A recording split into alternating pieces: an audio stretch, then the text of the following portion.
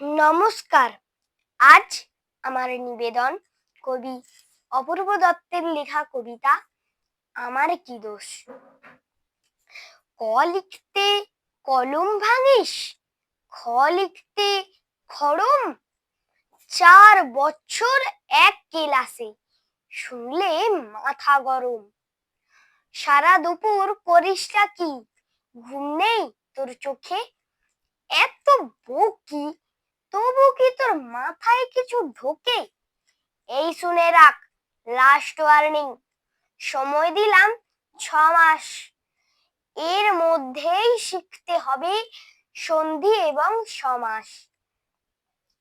6 মাস শুনে আনন্দেতে 2 হাত তুলে নাচছো, এরপর তো ঘুম ছটাবে, কারক বচন বাচ্চ।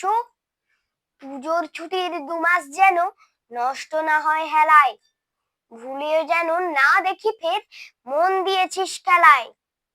ব্যাপারটা কি, ঠায় দাঁড়িয়ে শুনছিস কি শুনি? ছুটে গিয়ে ব্যাকরণটা নিয়ে আয় এক্ষুনি। পাচ্ছিস না? দেখ, খুঁজে দেখ, এইটুকুন তো বাড়ি। বল দেখি তোর বইয়ের সঙ্গে কবের থেকে আড়ি। মিথ্যে মিথ্যে বকছো আমায়, ভাবছো আমি বোকা।